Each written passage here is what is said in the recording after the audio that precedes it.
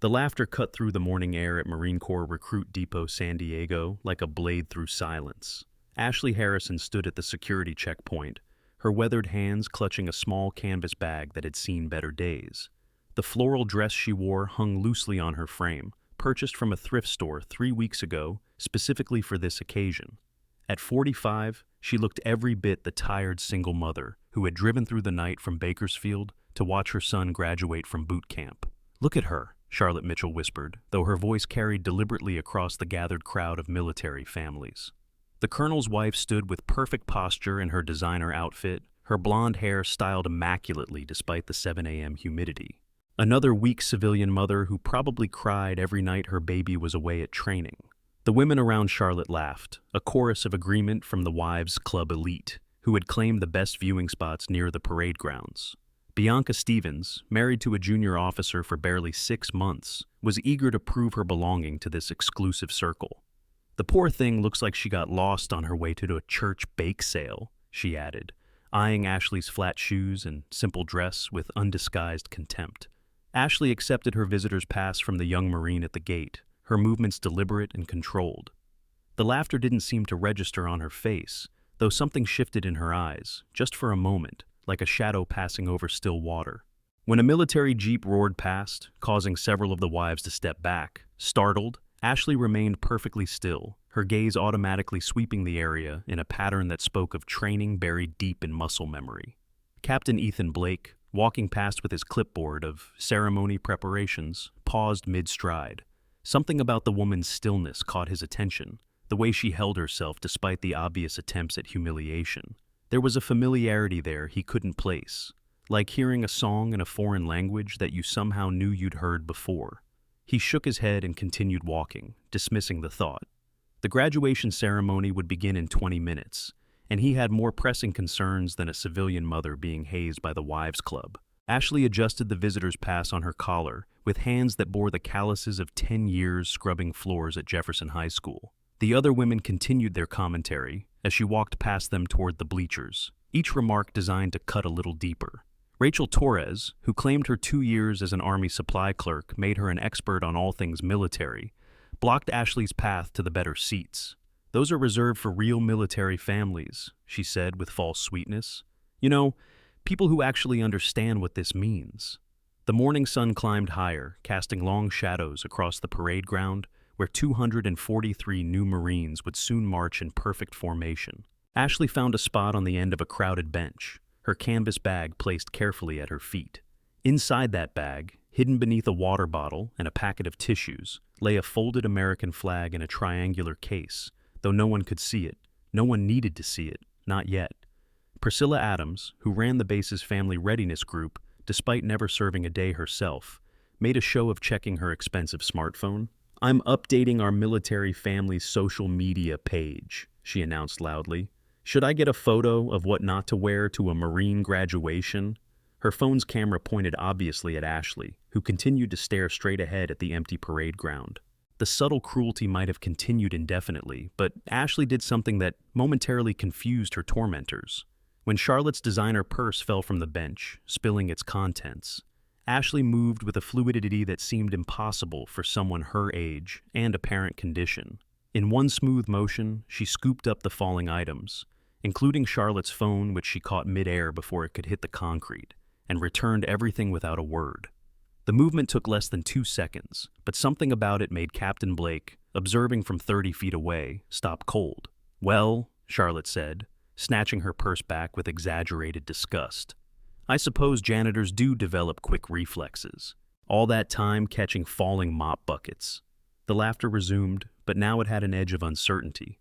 Ashley's hand had moved with the kind of precision that came from muscle memory, not custodial work. Before we continue this story of hidden valor and ultimate vindication, tell us where you're watching from. What military base or city? Have you ever witnessed someone being judged unfairly for their appearance, only to prove everyone completely wrong? Hit that subscribe button and ring the notification bell, because what happens next will restore your faith in justice. This mother's secret is about to shake the entire Marine Corps base to its core. The crowd was growing now, families streaming in for the 9 a.m. ceremony. Ashley noticed details others missed.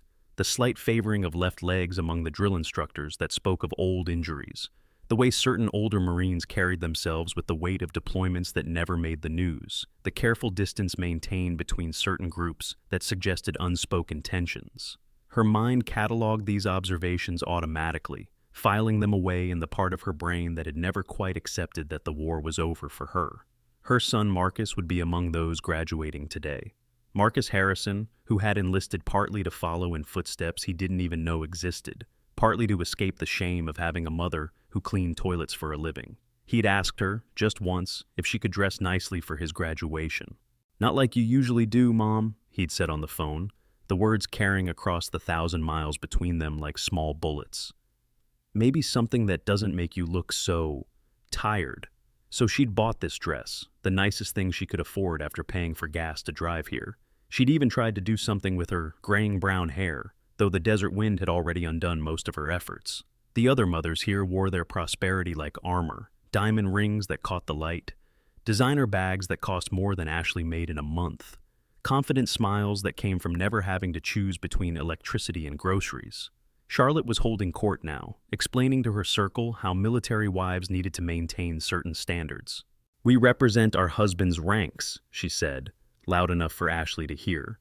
"When we look weak or poor, it reflects badly on the entire military community." She shot a meaningful glance at Ashley.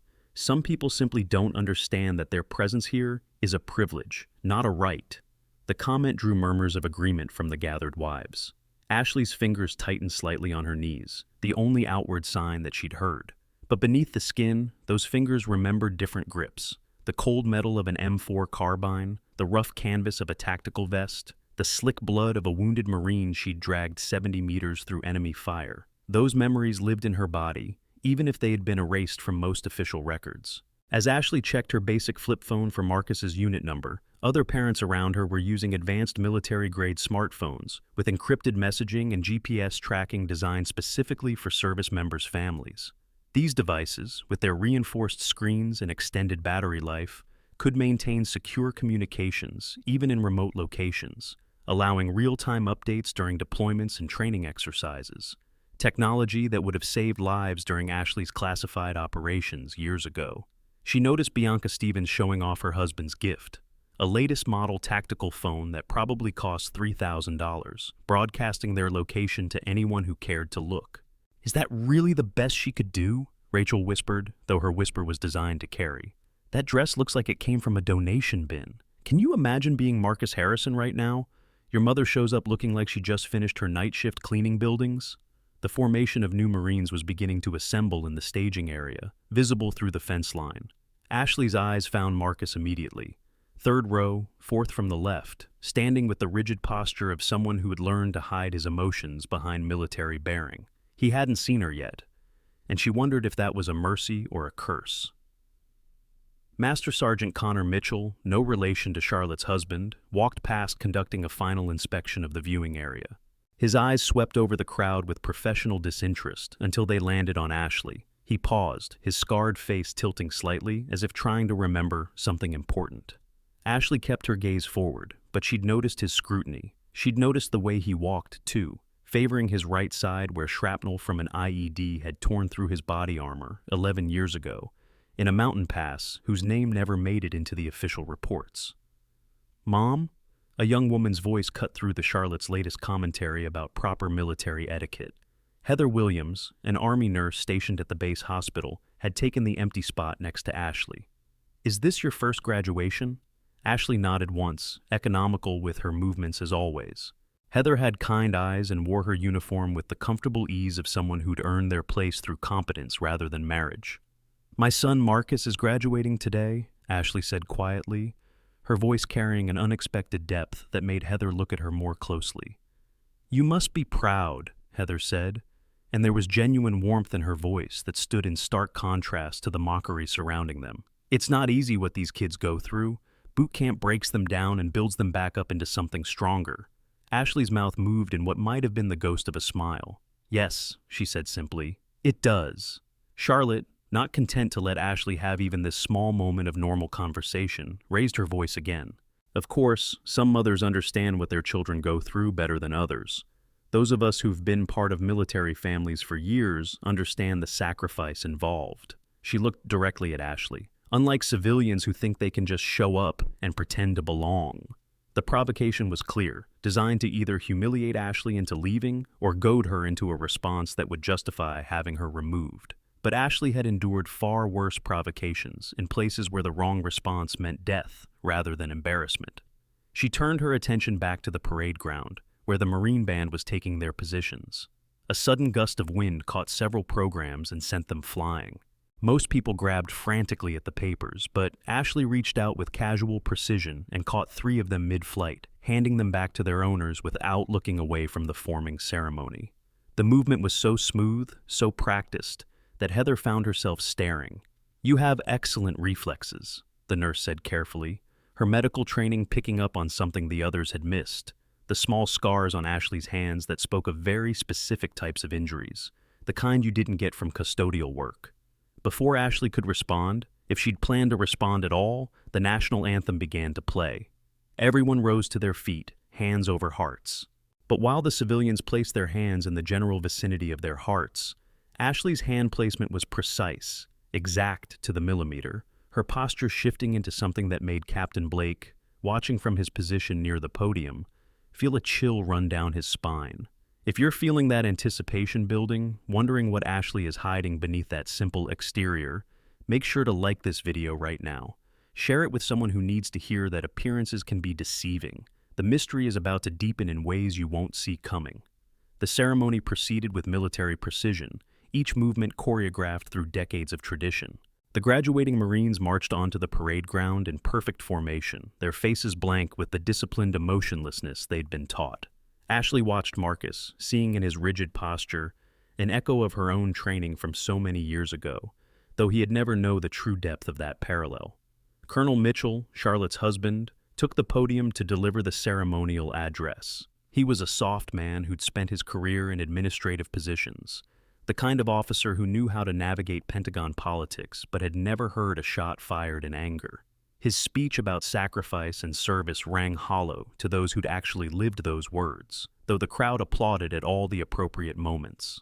"These young Marines," the colonel intoned, "represent the finest traditions of our Corps. They've proven themselves worthy of the title through weeks of grueling training that would break lesser individuals."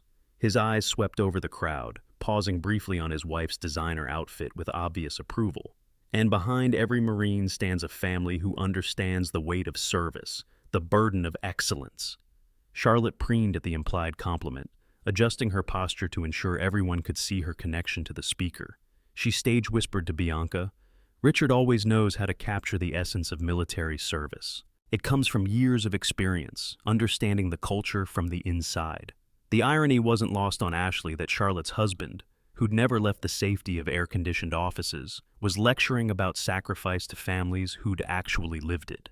Her eyes drifted to the other veterans scattered through the crowd. She could identify them by their posture, their stillness, the way they watched everything while appearing to watch nothing. They knew, as she did, that real service rarely came with speeches and ceremony.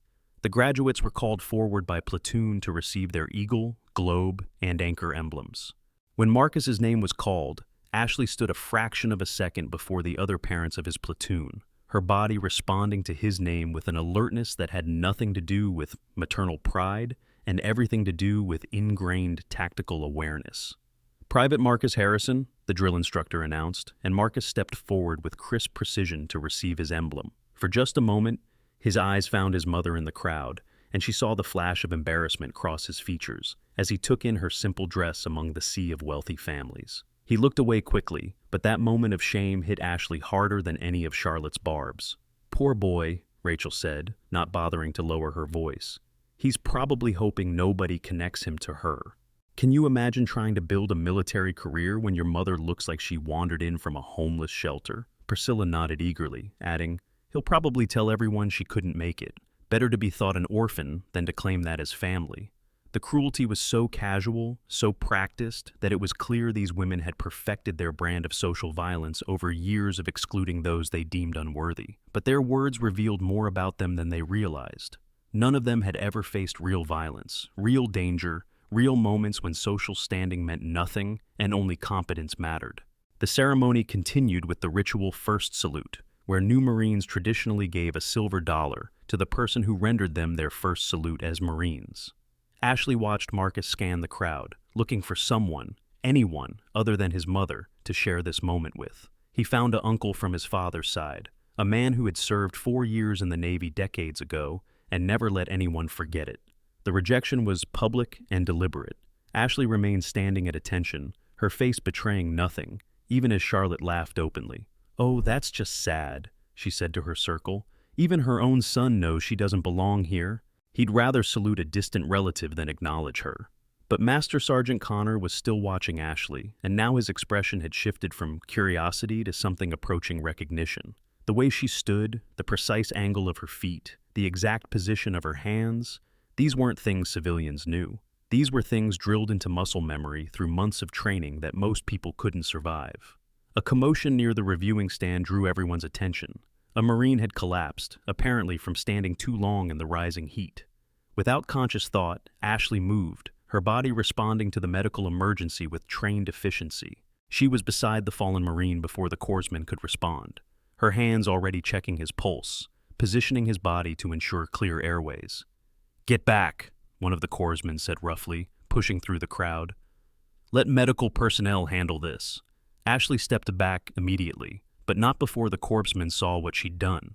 The precise positioning, the professional assessment, the calm efficiency that spoke of extensive medical training. He looked at her more closely, taking in the simple dress and worn shoes, the contrast not computing with what he had just witnessed. Heather Williams had seen it too. "You've had medical training," she said quietly when Ashley returned to her spot. It wasn't a question.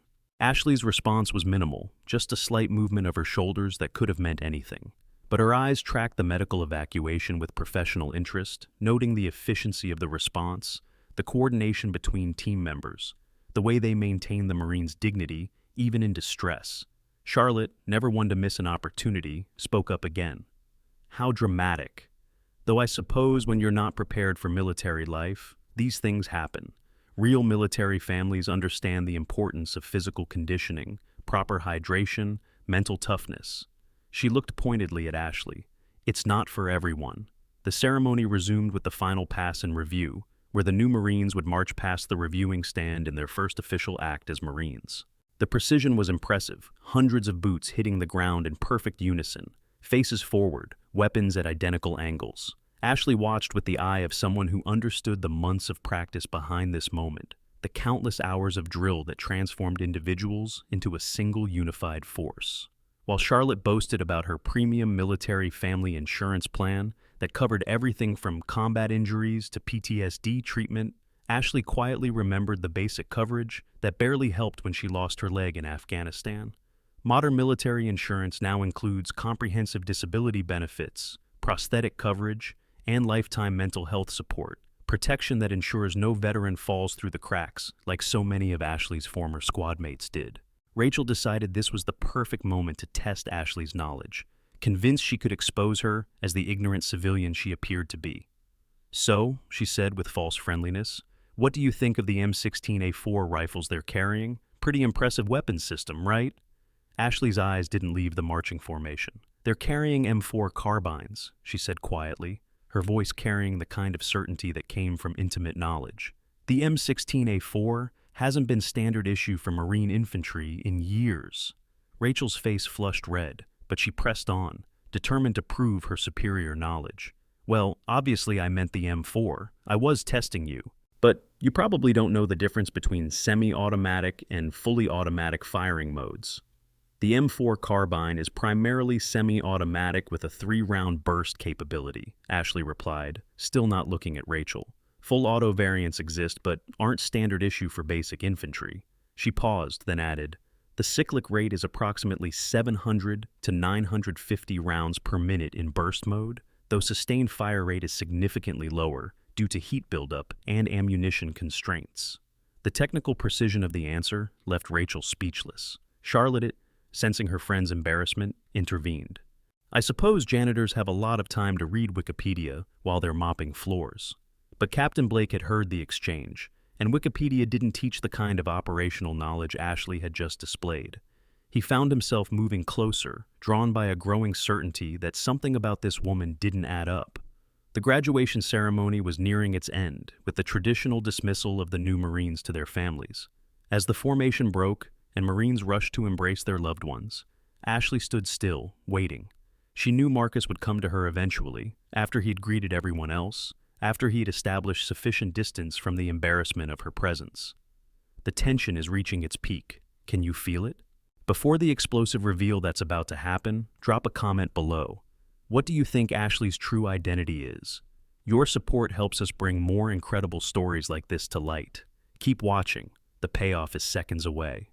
The family surged onto the parade ground, a chaos of embraces and tears and laughter. Charlotte made a show of congratulating other Marines, using her husband's rank to insert herself into photos and conversations where she wasn't particularly welcome.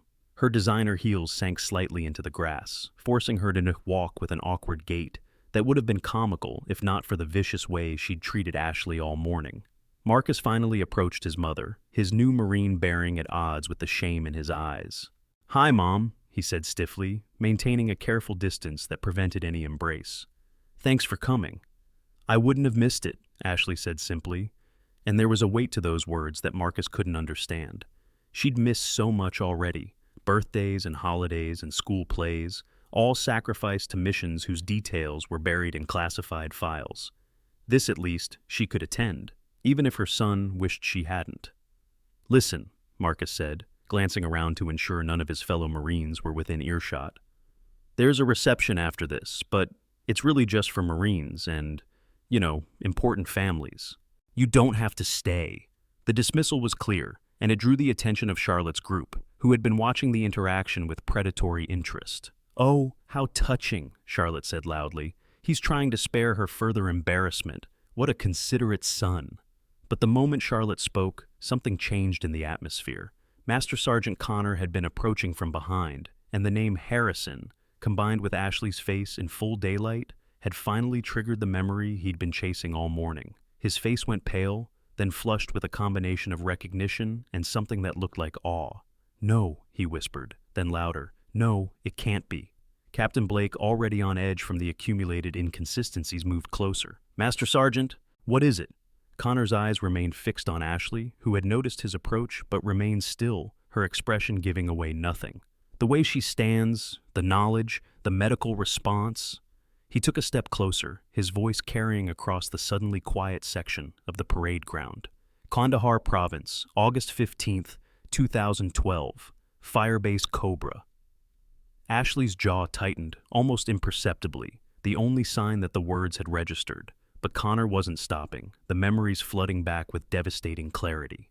73 Marines trapped in a collapsed building after a vehicle-borne IED. No way in, no way out, structural integrity failing. His voice grew stronger, drawing the attention of every veteran within earshot.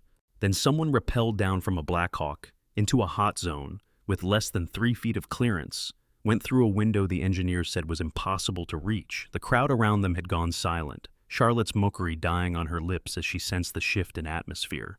Marcus stared at Connor in confusion, not understanding why this senior Marine was telling war stories near his mother. "Pulled out 6 Marines before the second collapse," Connor continued, his eyes never leaving Ashley's face. "Got hit by shrapnel on the 4th trip, kept going anyway. Lost her left leg below the knee on the 6th run, but still managed to drag Davidson clear before the whole structure came down." The silence was absolute now, even the distant sounds of other celebrations seeming to fade. Connor took another step forward, and his next words changed everything. "The intelligence officer who went in was listed as classified, their identity redacted from all reports. But I was there. I saw the face of the person who saved us." He straightened to full attention, his scarred face tight with emotion. "I saw you, Master Gunnery Sergeant Harrison. Ghost 6.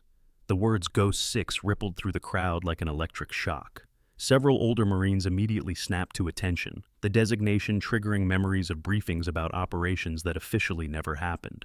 Ghost 6 wasn't just a call sign, it was a legend, a myth, a story told in hushed voices about the first woman to successfully complete Force Recon training and lead operations so classified that even their existence was debated. Charlotte's perfectly composed face crumbled in confusion. That's impossible. She's a janitor. She cleans schools. But Captain Blake had already pulled out his secure phone, rapidly entering codes that accessed databases most military personnel didn't even know existed. What he found there made his hands shake. He looked up at Ashley, then at the gathering crowd of Marines who were beginning to understand they were in the presence of something extraordinary.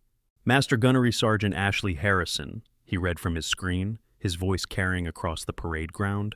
Force Reconnaissance, 1st Marine Division, Silver Star with Valor Device, 3 Purple Hearts, Navy Cross, classified operations in Iraq, Afghanistan, Syria, and... He paused, looking up. The rest is redacted beyond my clearance level. The B-roll moment happened almost in slow motion. Charlotte, just in her haste to step backward, caught her heel in the grass.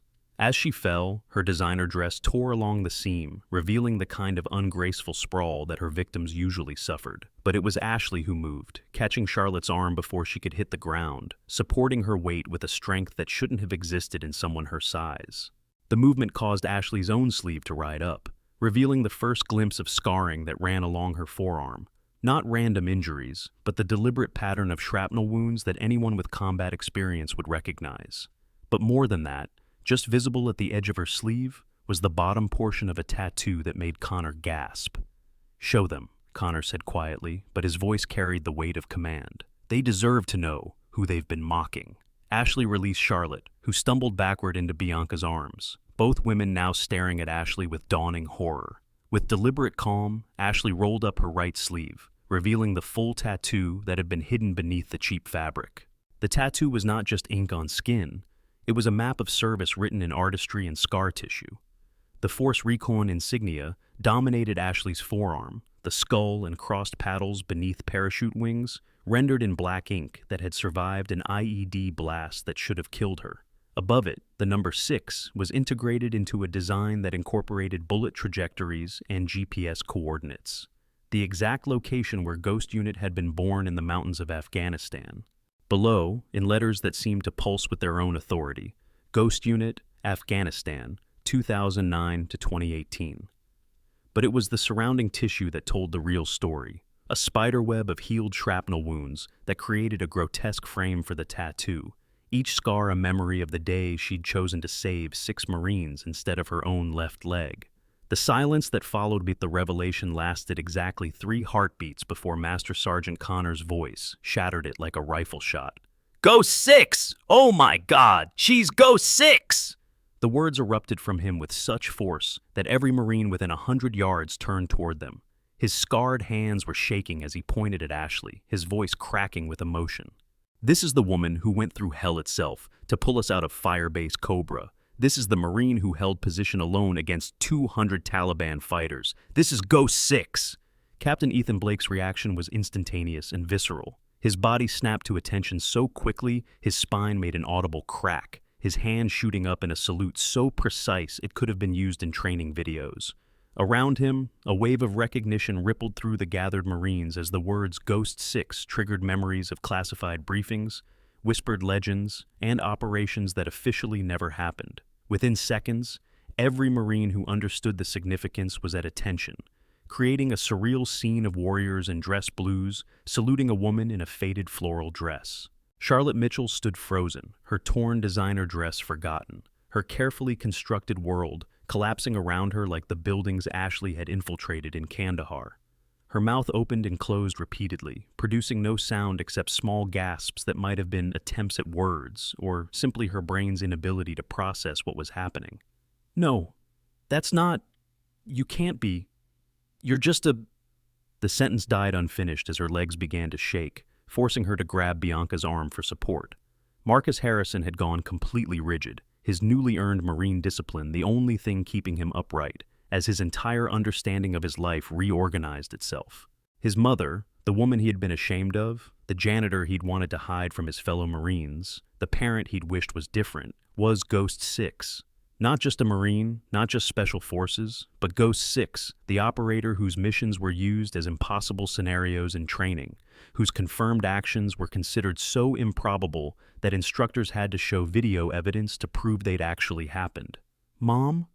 The word came out as a broken whisper, barely audible over the growing murmur of the crowd.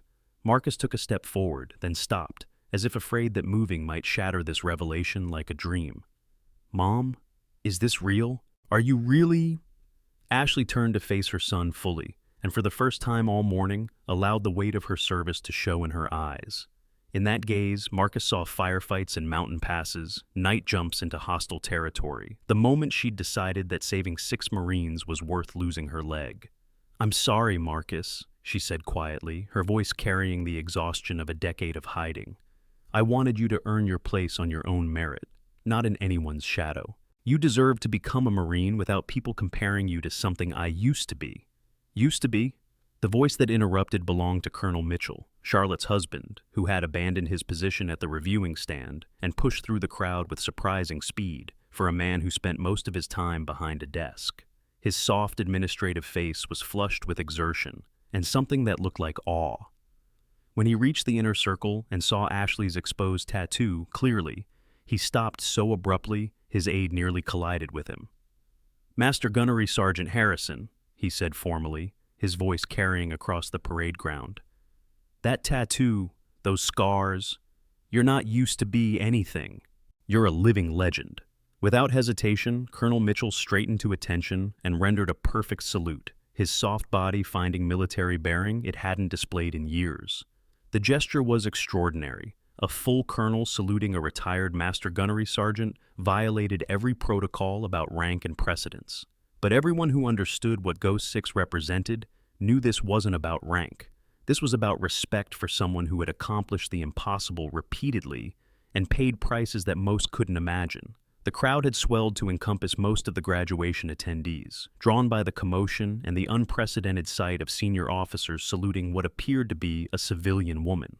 Phones appeared in dozens of hands, all focused on Ashley, on the tattoo, on the gathering crowd of Marines who were approaching with expressions that ranged from disbelief to reverence.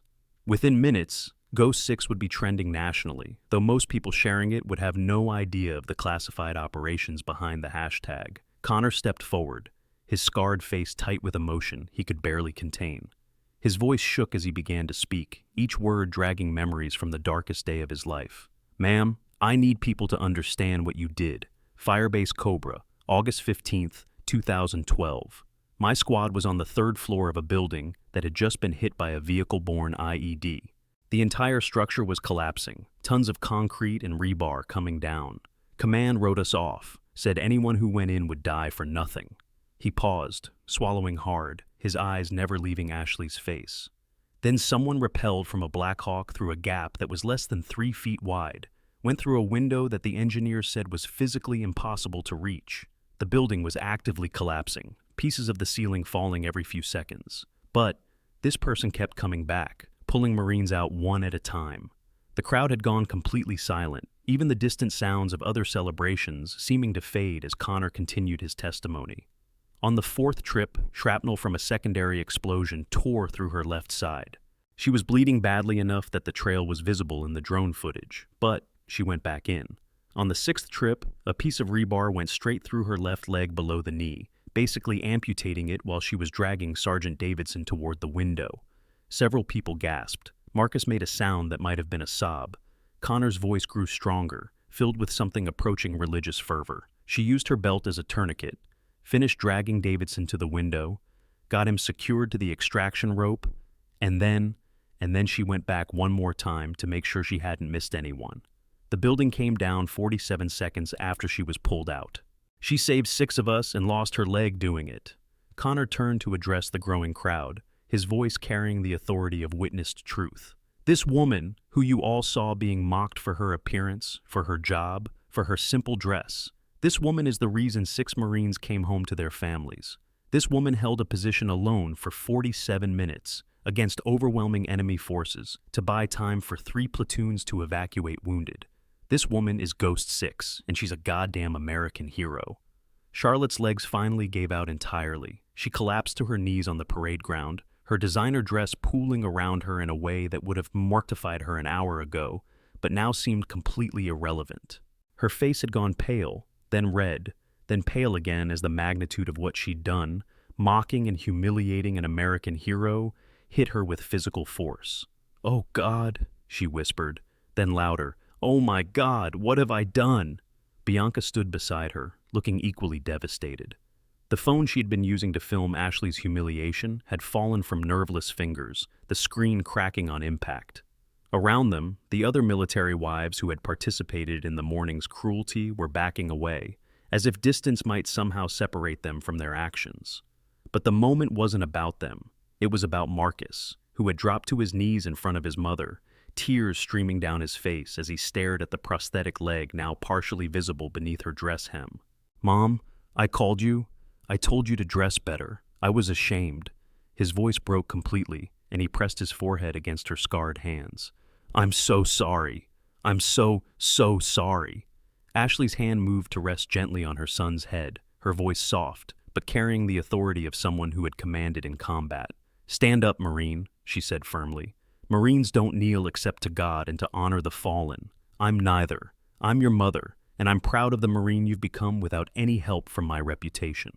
As Marcus struggled to his feet, General James Anderson arrived, having been summoned by urgent messages from multiple sources. The commanding officer of the base was a combat veteran himself, and his expression as he took in the scene, the saluting Marines, the kneeling Charlotte, the revealed tattoo, showed he understood exactly what had transpired. He walked directly to Ashley, his bearing formal but his eyes warm with genuine respect. "Master Gunnery Sergeant Harrison," he said, his voice carrying across the parade ground, "I've read the classified files. I know what Ghost Unit accomplished. I also know why you chose to disappear into civilian life." He paused, looking around at the gathered crowd. "What most people here don't know is that you've continued to serve. The janitor position at Jefferson High School wasn't random, was it?"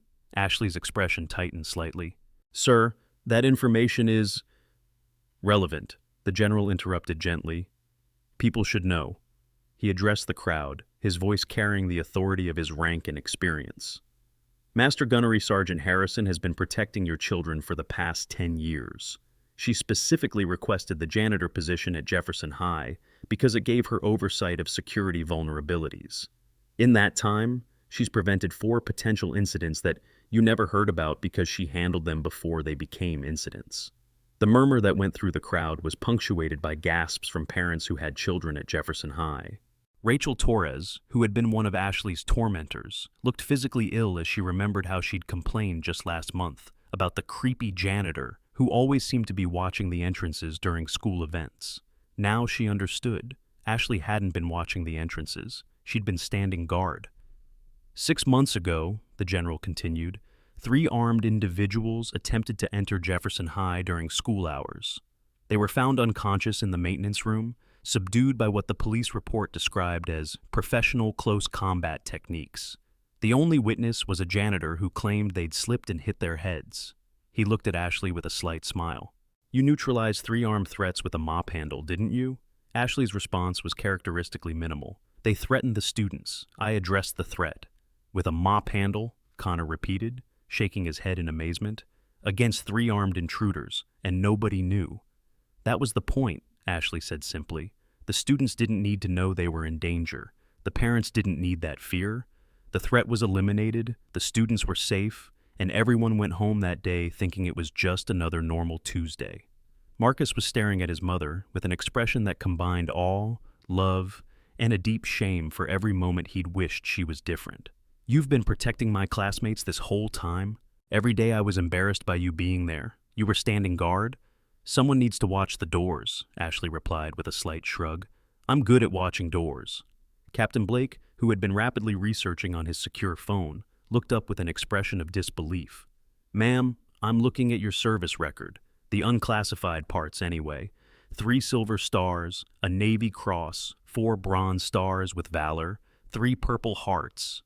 You're one of the most decorated Marines in modern history. Why janitor work? You could have any job you wanted." "I have the job I want," Ashley replied firmly. "Those kids at Jefferson need someone watching over them. They don't need Ghost 6. They need Miss Ashley who makes sure the doors are locked, who notices when someone seems off, who's there every day without fail." If you're feeling that anticipation building, wondering what Ashley is hiding beneath that simple exterior, Make sure to like this video right now. Share it with someone who needs to hear that appearances can be deceiving. The mystery is about to deepen in ways you won't see coming. The crowd parted as more senior officers arrived, drawn by the unprecedented situation. Among them was Lieutenant General Patricia Hayes, the highest-ranking woman in the Marine Corps, who had flown in specifically for the graduation. She walked directly to Ashley, her expression unreadable as she studied the revealed tattoo and the woman wearing it. "Ghost 6, bisistikim, ejam, sis," she said quietly, and something in her tone made everyone lean in to hear. "I was a captain when you went through selection. I was one of the officers who said a woman couldn't complete Force Recon training. You proved me wrong in ways that fundamentally changed how I viewed capability versus gender." She paused, then added, "You changed the entire Marine Corps, whether you know it or not." Ashley met the general's gaze steadily. "I just did my job, ma'am." "No," General Hecht replied firmly. "You did everyone's job. Sniper, medic, demolitions, close combat, intelligence gathering. You became whatever the mission required. And then, when your country was done with you, when you lost your leg saving Marines, you could have taken your disability payments and disappeared. Instead, you chose to continue serving in the most humble way possible." She turned to address the crowd, her voice carrying the authority of decades of service. "This is what real service looks like. Not ribbons and ceremonies, but daily dedication to protecting others without recognition or reward. Master Gunnery Sergeant Harrison represents the best of what we aspire to be. Warriors when war is required, guardians when protection is needed, and humble servants always." Charlotte had managed to get back to her feet, supported by her husband, who looked at her with an expression that promised serious conversations in their future. She took a tentative step toward Ashley, then stopped, seemingly unable to bridge the gap her cruelty had created. Charlotte's voice cracked, and she had to start again. "I need to apologize. What I did, what I said." Ashley looked at her with an expression that was neither angry nor forgiving, simply assessing. "Mrs. Mitchell, you don't owe me an apology. You owe yourself an examination of why you felt the need to establish superiority over someone you perceived as weak. That's not a Marine Corps problem or a military wife problem. That's a human problem." The words were delivered without heat, but they cut deeper than any anger could have. Charlotte nodded, tears streaming down her face, and stepped back. But before she could retreat entirely, she forced herself to say one more thing. "My brother," she said, her voice barely above a whisper. "My brother Tommy was at Firebase Cobra. Corporal Tommy Brennan, 2nd Marines. You saved him. He was one of the 6. The revelation rippled through the crowd like a shockwave. Charlotte had spent the morning mocking the woman who had saved her brother's life. The irony was so sharp it could have drawn blood. Ashley's expression softened slightly, though she maintained her characteristic composure. "Tommy Brennan," she repeated, memory flickering in her eyes. "He kept trying to help other Marines even though his left arm was broken in 2 places. Good Marine, stubborn as hell. That's Tommy," Charlotte sobbed, the last of her composure crumbling. "He never told us who saved him, just said an angel came through the fire. We never knew. I never knew." While Charlotte boasted about her premium military family insurance plan that covered everything from combat injuries to PTSD treatment, Ashley quietly remembered the basic coverage that barely helped when she lost her leg in Afghanistan. Modern military insurance now includes comprehensive disability benefits, prosthetic coverage, and lifetime mental health support, protection that ensures no veteran falls through the cracks like so many of Ashley's former squad mates did. A commotion at the edge of the crowd drew attention as several Marines pushed through, all wearing the distinctive Force Recon insignia. They ranged in age from mid-20s to late 40s, but all carried themselves with the same lethal grace that Ashley displayed. The leader, a staff sergeant with arms covered in tribal tattoos and operational scars, stopped directly in front of Ashley. "Ghost 6, he said formally, then his composure cracked into a grin. "Holy hell, ma'am, you're real. We thought you were a training legend, like something instructors made up to make us feel inadequate." Ashley's mouth twitched in what might have been amusement. "Staff Sergeant Martinez, ma'am, current Ghost 9. He paused, then added quietly, "We still use your breach techniques. The Harrison entry is taught as standard procedure now. No one's ever matched your time through the kill house, though God knows we've all tried." The revelation that Ghost Unit was still operational, that Ashley's legacy lived on in current operators, added another layer to the morning's revelations. Marcus looked between his mother and the current Force Recon Marines, with growing understanding of just how significant his mother's service had been. "Wait," Marcus said, his voice stronger now. "Ghost Units is still active? There are others?" Staff Sergeant Martinez glanced at Ashley, clearly seeking permission to speak. She gave an almost imperceptible nod. "Ghost Unit has 12 active operators at any given time," Martinez explained. "Your mother was the first, and she set the standard we all try to meet. Her operational record has never been equaled. 73 confirmed high-value targets eliminated, over 300 personnel extracted from hostile territory, and intelligence gathered that prevented at least 15 major attacks on American interests." The numbers were staggering, representing a level of operational success that most entire units couldn't achieve, but Ashley's expression remained neutral, as if they were discussing someone else's accomplishments. General Anderson had been conferring with his staff, and now he stepped forward with an announcement that silenced the ongoing discussions. "Ladies and gentlemen, in light of this morning's revelations, I'm invoking command privilege to make an immediate appointment. Master Gunnery Sergeant Harrison, would you please step forward?" Ashley moved with the fluid grace that had been evident all morning, but now made sense in context. She stopped at the appropriate distance and came to attention, her civilian clothes somehow not diminishing her military bearing. "Master Gunnery Sergeant Harrison," the general continued, his voice formal but warm, "the Corps has a problem. We're establishing a new training program for female Marines pursuing special operations careers. We need someone with unquestionable credentials and proven ability to design and oversee this program. The position comes with full reinstatement of active duty status, back pay for the years you were underemployed due to service-connected disabilities, and the recognition you should have received years ago." The offer hung in the air like a lifeline thrown to someone who didn't know they were drowning. Ashley could return to the world she'd been forced to leave, could train the next generation of warriors, could finally receive the compensation and recognition her service warranted. Marcus held his breath, watching his mother's face for any sign of her decision. Around them, the crowd waited in similar suspense. After everything that had been revealed, after the humiliation she'd endured and the vindication she'd received, surely she would accept this chance to reclaim her place in the military hierarchy. "General," Ashley began, her voice carrying clearly across the silent parade ground, "I'm deeply honored by the offer. The opportunity to train the next generation of female special operators is something I would have jumped at 15 years ago." She paused, and everyone leaned in, sensing a but coming. "However, I have a job. Jefferson High School needs someone watching those doors. There are kids there who need protection, not from external threats, but from the internal ones. Depression, abuse, neglect. I see them every day, and I help when I can, how I can." "Mom," Marcus interjected, his voice carrying a mixture of pride and frustration, "you don't have to be a janitor anymore. Everyone knows who you are now. You could do so much more." Ashley turned to her son with patient eyes that held decades of hard-won wisdom. "Marcus, being a janitor was never about having to. It was about choosing to serve where I was needed most.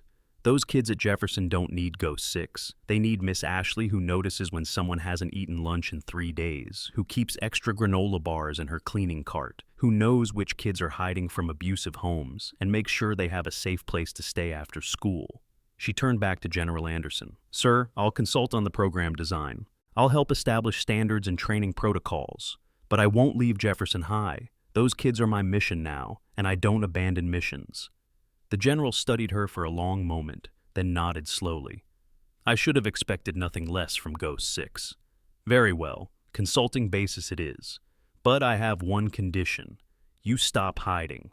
The female Marines coming up through the ranks need to know that someone like you exists, that the impossible has already been done." Before Ashley could respond, a disturbance at the edge of the crowd drew everyone's attention. A young woman in a wheelchair was being pushed forward by an older couple who appeared to be her parents. The woman was perhaps 22, wearing a Jefferson High School alumni shirt. Her left leg was missing below the knee. "Miss Ashley?" the young woman called out, her voice carrying a mixture of hope and disbelief. "Miss Ashley, is it really you?" Ashley's expression transformed completely, softening in a way that hadn't been seen all morning. "Jennifer," she said warmly, moving toward the wheelchair, "What are you doing here?" "My cousin graduated today," Jennifer explained, but her eyes were fixed on Ashley with something approaching worship. "Miss Ashley, the news is saying, they're saying you're some kind of war hero. Is it true?" Ashley knelt beside the wheelchair, bringing herself to eye level with Jennifer. "I served," she said simply. "Just like you're serving now, by showing other kids at Jefferson that losing a leg doesn't mean losing your life." Jennifer's mother stepped forward, tears in her eyes. "You're the one who saved her," she said to Ashley. "After the car accident, when Jennifer wanted to die rather than live without her leg, you're the one who sat with her every day.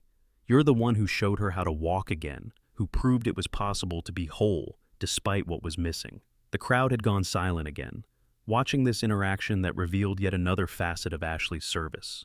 She hadn't just been protecting Jefferson High from external threats. She'd been saving kids one at a time, using her own experience to help others through their darkest moments. "You never told me," Jennifer said, gesturing at her own missing leg and then at Ashley's. "You never said you understood because you'd been through it too." "You didn't need my story," Ashley replied gently. "You needed to write your own. But I could show you it was possible because I knew it was possible." The tension is reaching its peak. Can you feel it? Before the explosive reveal that's about to happen, drop a comment below. What do you think Ashley's true identity is? Your support helps us bring more incredible stories like this to light. Keep watching. The payoff is seconds away. As Jennifer and her family moved back into the crowd, Ashley stood to find herself facing a wall of Marines, all at attention, all saluting. The gesture was unprecedented. Enlisted Marines and officers alike, rendering honors to someone who had technically been a civilian for the past decade. But this wasn't about protocol or rank structure. This was about recognition of service that transcended traditional categories. Master Sergeant Connor stepped forward, reaching into his pocket to pull out something that caught the light. It was a challenge coin, worn smooth from years of handling, one edge melted and deformed from exposure to extreme heat. He held it out to Ashley with hands that shook slightly. "You gave this to me in Kandahar," he said, his voice thick with emotion. "After you pulled me out, after you lost your leg saving us, you gave me this coin and told me that the impossible is just what hasn't been done yet. I've carried it every day since. It saved my life 3 more times, not physically, but when I wanted to give up, when PTSD made me want to eat my gun, when I couldn't see a reason to keep going." Ashley accepted the coin, turning it over in her fingers with the reverence one might show a religious relic. The Ghost Unit insignia was barely visible on one side, worn down from years of being rubbed for comfort and strength. The other side bore a phrase in Latin, "Facta non verba," deeds, not words. "I'm glad it helped," Ashley said simply, but there was deep emotion behind the simple words. "It didn't just help," Connor continued, his voice growing stronger. "It saved my marriage, my career, my sanity. Every time I thought about quitting, I remembered that you didn't quit when your leg was hanging by threads, when the building was coming down, when everyone said it was impossible. If Ghost 6 could do the impossible, I could make it through another day." He wasn't the only one. Other Marines were coming forward, each with their own story of how the legend of Ghost 6 had inspired them through their darkest moments. Some had served with her, others had only heard the stories, but all had drawn strength from knowing that someone had consistently achieved the impossible through sheer determination and skill. The base's education center was advertising new online tactical leadership courses for military families, teaching everything from emergency response to strategic planning. These programs, developed by former special operations instructors, provided certifications that could lead to security consulting careers paying 6 figures. Opportunities Ashley never had after her medical discharge, forcing her into janitorial work despite her elite training and combat experience. As the crowd finally began to disperse, with Marines returning to their graduation celebrations and families processing what they'd witnessed, Ashley found herself standing with Marcus, General Anderson, and, surprisingly, Connor, who seemed reluctant to leave her side. "Ma'am," Connor said quietly, "I need to ask you something. My daughter just enlisted. She wants to go special operations, wants to be like you. What should I tell her?" Ashley considered the question carefully. "Tell her that being like me isn't about the operations or the medals or the legend. It's about being willing to do what needs doing, whether anyone notices or not. It's about understanding that service isn't just about the dramatic moments. It's about the daily choice to protect and serve, even when that means mopping floors and watching doors. Speaking of which, General Anderson interjected, pulling out his secure phone, I've just received an interesting message. It seems your revelation this morning has triggered some attention from higher authorities. Ashley's expression tightened.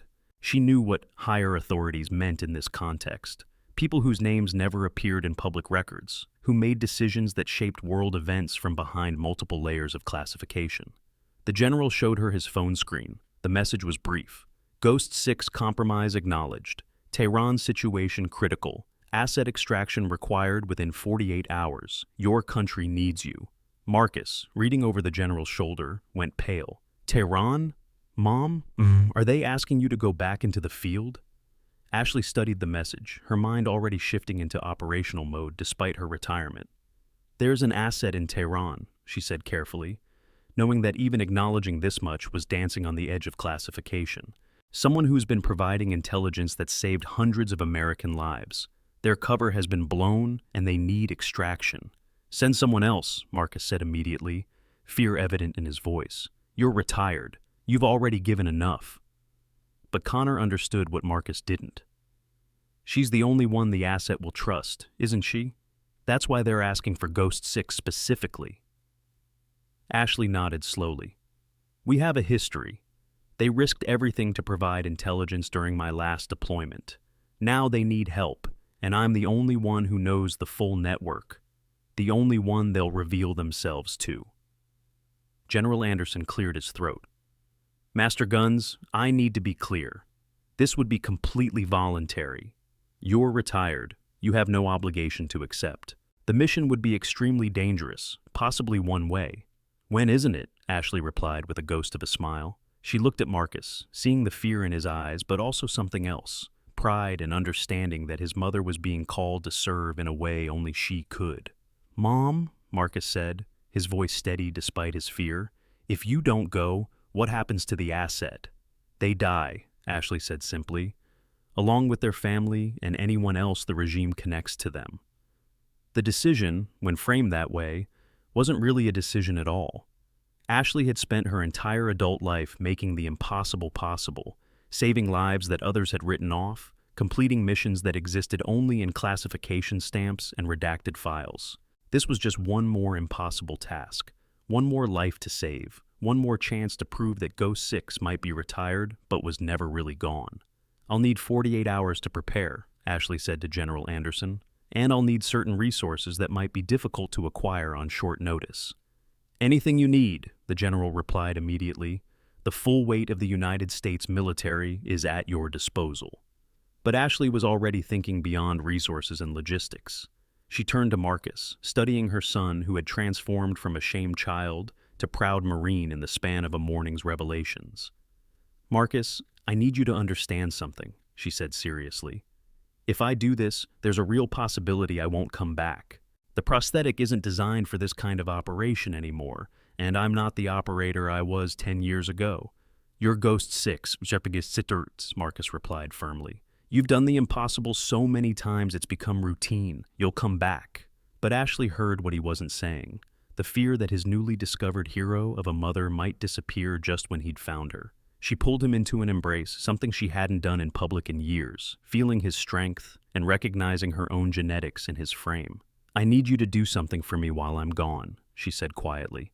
I need you to watch over Jefferson High. Check on Jennifer. Make sure the kids who eat lunch in the maintenance room have food. Be their guardian while I'm away. Marcus nodded against her shoulder, understanding that she was passing on more than just duties. She was sharing her mission, making him part of the service that defined her life. As they separated, Ashley's phone rang with a blocked number. She answered it without hesitation, knowing who it would be. Ghost 6, she said simply. The voice on the other end was electronically distorted but carried unmistakable authority. Your compromise this morning accelerates our timeline. Can you be ready in 24 hours instead of 48? Ashley looked around at the graduation ceremony that had become her unveiling, at the Marines who now knew who she was, at her son who finally understood her, and made her decision. I'm always ready, she replied. She replied. Send the extraction coordinates. As she ended the call, she noticed Charlotte Mitchell approaching again, this time with someone else, a man in his 30s wearing civilian clothes, but carrying himself with obvious military bearing. His left arm showed signs of old breaks that hadn't healed quite right. "Ashley," Charlotte said, her voice humble in a way it had never been before. "This is my brother, Tommy. He insisted on coming when he heard what happened." Tommy Brennan stepped forward, his eyes fixed on Ashley with an intensity that bordered on religious devotion. Without a word, he dropped to one knee and pulled out his own challenge coin. Not Ghost Unit, but 2nd Marines, worn and cherished. "You told me something when you were dragging me out," he said, his voice rough with emotion. "You said that Marines don't leave Marines behind, that it didn't matter if the building was coming down or hell itself was opening up. You were getting us all out. You kept that promise even after that rebar went through your leg. You kept dragging me with one working leg and determination that shouldn't have been humanly possible." He held up the coin. "This has been my reminder every day since that Marines take care of Marines. That someone I never even saw clearly cared enough to sacrifice everything to save me.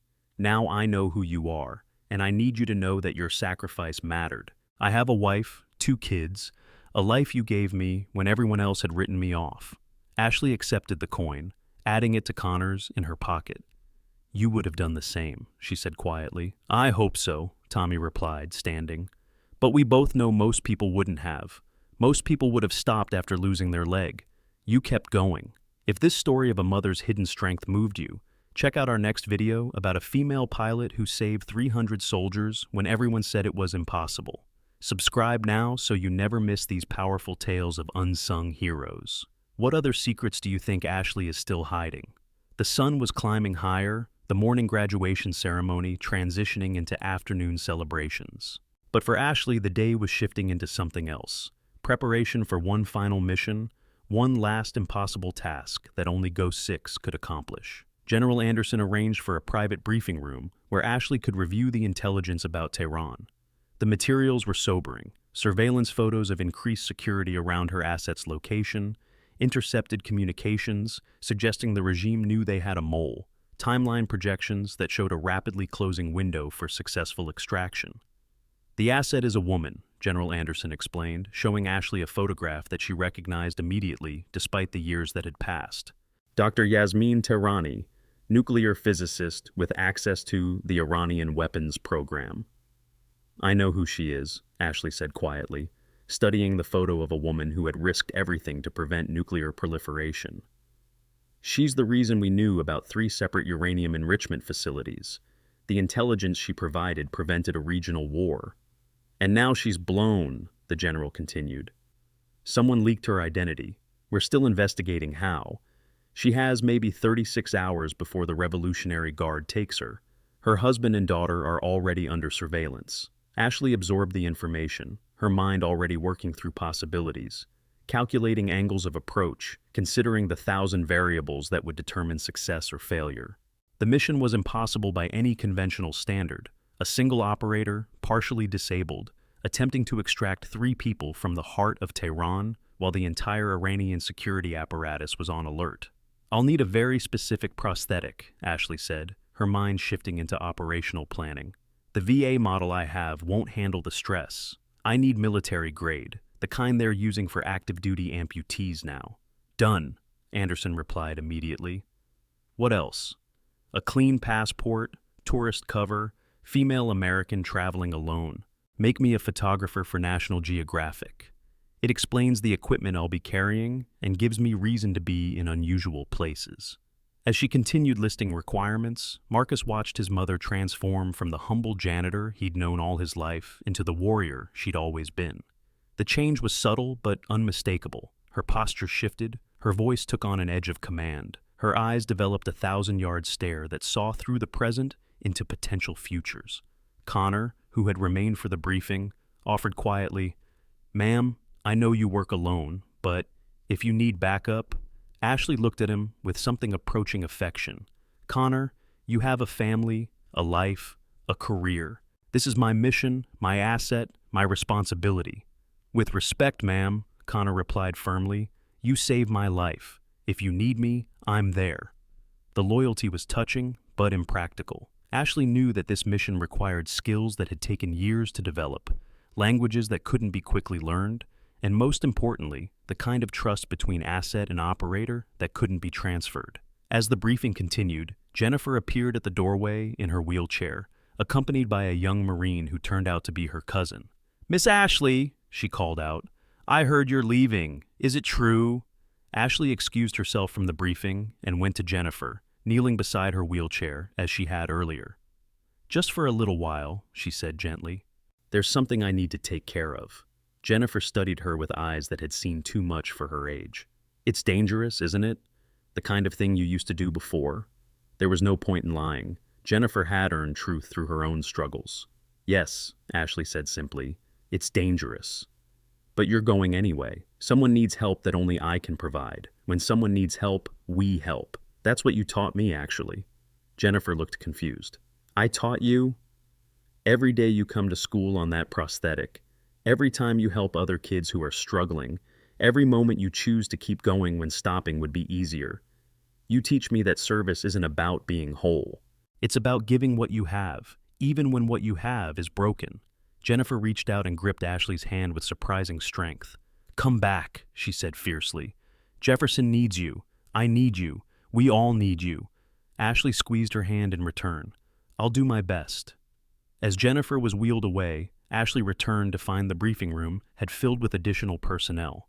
CIA liaisons, State Department officials, military intelligence officers, all gathered to support a mission that officially wouldn't exist. "The extraction route is the problem," one CIA officer was saying, pointing at a map of Tehran. "Even if you successfully retrieve the asset, getting out of the country will be nearly impossible. Border crossings are on high alert, the airport is under Revolutionary Guard control, and the mountain passes are monitored." Ashley studied the map, her mind overlaying it with memories from previous operations in the region. "There's another way," she said quietly, causing everyone to lean in. "The old smuggling routes through the Kurdish areas. They're still active, still unmonitored because the terrain is considered impassable." "Impassable for a reason," the CIA officer countered. "Those mountains have claimed more lives than the Revolutionary Guard." "I've crossed worse," Ashley replied, with the confidence of someone who had actually done it. "With the right equipment and timing, it's possible." The discussion continued for another hour, refining details, establishing communication protocols, arranging for equipment drops and safe houses. Ashley absorbed it all, while maintaining a part of her mind focused on Marcus, who had remained silent but attentive throughout. Finally, as the briefing concluded and officials began to disperse, Ashley found herself alone with her son and General Anderson. The general pulled out a small box from his desk drawer. "Master Guns, there's one more thing," he said formally. "Your Navy Cross was never properly presented due to the classified nature of the operation that earned it. I'd like to correct that oversight now, if you'll permit me." Ashley started to protest, but Marcus spoke up. "Mom, please, let them give you this. Let me see you receive at least one of the honors you've earned." So, Ashley stood at attention while General Anderson read the citation, carefully edited to remove classified details, but still conveying the extraordinary nature of her service. As he pinned the medal to her simple floral dress, a surreal contrast that somehow perfectly captured her dual nature, Marcus snapped a photo with his phone. "For when you come back," he explained. "So, you can remember that you're not just a janitor and not just Ghost 6. You're both, and that's what makes you amazing." As the afternoon wore on, Ashley made her preparations with the mechanical precision of someone who had done this many times before. But this time was different. This time, she wasn't a young operator in peak physical condition with the full support of a team. She was a 45-year-old woman with a prosthetic leg, operating alone in hostile territory with no backup and no margin for error. But she was also Ghost 6, the woman who had made the impossible possible so many times that it had become routine. And somewhere in Tehran, a family waited for salvation that only she could provide. As the sun began to set over San Diego, casting long shadows across the parade ground where her identity had been revealed, Ashley Harrison prepared for what might be her final mission. She had 24 hours to transform from janitor back to ghost, from mother to warrior, from visible to invisible. The phone call came at exactly 1800 hours, military precision in civilian clothes. The voice was different this time, younger, with a slight accent Ashley couldn't quite place. "Ghost 6, your transport departs at 0200 hours. Location has been sent to your secure phone. Bring only what you can carry. Everything else will be provided in-country." "Understood," Ashley replied, then added, "What's the weather forecast?" It was an old code, asking about the threat level. The pause before the answer told her everything she needed to know. "Storm warning," came the reply. "Category 5. Ashley ended the call and looked at Marcus, who had heard enough to understand. "It's bad, isn't it?" he asked. "It's what I do," Ashley replied, which wasn't really an answer, but was all the answer he needed. That evening, Ashley returned to Jefferson High one last time. The school was empty except for a few custodial staff who nodded respectfully to her, having heard the news but unsure how to process it. She walked the halls she'd protected for a decade, checking doors, testing locks, ensuring everything was secure for her absence. In the maintenance room, where she'd stopped 3 armed intruders with nothing but a mop handle and decades of combat training, she left a note for whoever would cover her shifts. "Check the north entrance twice each morning. The lock sticks. Keep extra granola bars in the supply closet for the kids who forget lunch. The sophomore who sits alone by the gym needs watching. He's struggling more than he shows. Take care of them. A.H." As she drove home, Ashley's phone buzzed with messages from Marines she'd served with, parents from Jefferson High, even Charlotte Mitchell sending another apology. She ignored them all except one, a text from Connor that simply said, "Semper Fi, Ghost 6, bring them home." She typed back, "Semper Fi, Ghost 6 will complete the mission." The apartment she'd lived in for 10 years looked different now that she was seeing it potentially for the last time. Sparse, functional, with few personal touches except for photos of Marcus at various ages and one locked drawer that hadn't been opened in years. She opened it now, revealing the contents that had been waiting for this moment. Dog tags that hadn't been worn in a decade. A crowbar knife that had saved her life more times than she could count. A photograph of Ghost Unit, 12 operators whose faces were blurred for security, but whose presence was unmistakable. And finally, a letter addressed to Marcus with "Only if I don't return" written on the envelope. She added a new letter, written quickly but with care. "Marcus, if you're reading this, it means I chose the mission over safety one last time. Don't mourn the choice. Celebrate that I had the opportunity to serve again. You are my greatest achievement, more important than any medal or operation. Be the Marine you've become, but more importantly, be the man I know you are. Watch over those who need watching, protect those who need protecting, and remember, the impossible is just what hasn't been done yet. Love, Mom, Ghost 6." At midnight, Ashley stood in her bedroom, looking at 2 versions of herself laid out on the bed. On one side, the janitor's uniform she'd worn with pride for 10 years. On the other, tactical gear that had been updated and delivered by General Anderson's staff. Black cargo pants, combat boots, a compression shirt that would hide body armor, and the new prosthetic that had arrived by special courier. The new prosthetic was a marvel of engineering, titanium, and carbon fiber, with advanced joint articulation that would allow her to run, climb, and fight as needed. It was worth more than she made in a year as a janitor, but it might make the difference between success and failure, between coming home and becoming a star on a wall at Langley. She chose the warrior's clothes, dressing methodically, each piece of equipment checked and rechecked. The crowbar went into a concealed sheath, the dog tags around her neck, a small medical kit with supplies for field treatment, and finally, the challenge coins from Connor and Tommy Brennan, tucked into a secure pocket over her heart. Marcus arrived at 0100, unable to stay away despite her telling him not to come.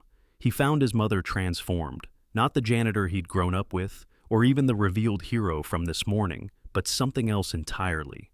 Ghost 6 in full operational mode, a predator preparing to hunt. "I hardly recognize you," he said quietly. "Good," Ashley replied. "That means the enemy won't either." They drove in silence to the extraction point, an abandoned warehouse in an industrial district that wouldn't attract attention. 3 black SUVs were already there, engines running, no lights except the dim glow from inside the vehicles. General Anderson was there, against protocol, but unable to stay away. Connor was with him, along with several other Marines from the morning's ceremony.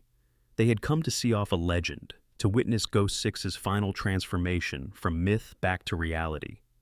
"Master Guns," the general said formally, handing her a sealed envelope. "Your orders, though we both know you will probably ignore half of them and improvise the rest." Ashley accepted the envelope without opening it. She knew what it would say: retrieve the asset, minimize collateral damage, maintain operational security. The same orders that had governed her life for 20 years, just with different geography. Connor stepped forward, offering his hand. "Bring them home, ma'am, and then bring yourself home." Ashley shook his hand, feeling the strength of a Marine who owed her his life, and would spend the rest of it trying to repay a debt that didn't exist. "Take care of Marcus," she said quietly. "If something happens, he'll need someone who understands." "Nothing's going to happen," Connor replied firmly. "You're Ghost 6. You always complete the mission." But they both knew that wasn't true. Sometimes missions failed, sometimes operators didn't come home, sometimes the impossible remained impossible despite best efforts. Marcus stood apart from the others, struggling with words that wouldn't come. Ashley went to him, mother and warrior combined in a single person who had protected him in ways he was only now beginning to understand. "I'll come back," she said, making a promise she might not be able to keep. "I know," he replied, making himself believe it. "You always do the impossible." They embraced, briefly but fiercely, and then Ashley Harrison walked away from her son and toward a black SUV where her transformation would be complete. As she climbed into the vehicle, she looked back once at the small group standing in the dim light of a California morning. Marcus, the son she'd hidden her true nature from to give him a normal life. Connor, the Marine she'd saved who had built his entire post-combat life on the foundation of her example. General Anderson, representing an institution that had used her, discarded her, and now needed her again. They were all reasons to come back, anchors to a life that waited on the other side of an impossible mission. But as the SUV pulled away, Ashley Harrison ceased to exist. The woman in the vehicle was Ghost 6, heading toward Tehran, and a mission that would either add to her legend or end it entirely. The janitor was gone. The mother was set aside. All that remained was the warrior who had made a career of achieving the impossible. The last thing Marcus saw before the vehicles disappeared into the darkness was his mother's hand pressed against the rear window, not waving goodbye, but giving a thumbs up. Mission ready, good to go. Ghost 6 was back. The road ahead led to airports and safe houses, to false identities and hostile territory, to a nuclear physicist and her family, who needed a miracle that walked on one real leg and one prosthetic, carrying 45 years of skill and determination into a situation that younger, stronger, fully able operators had deemed impossible. But impossible was just what hadn't been done yet. And Ghost 6 had made a career of doing exactly that.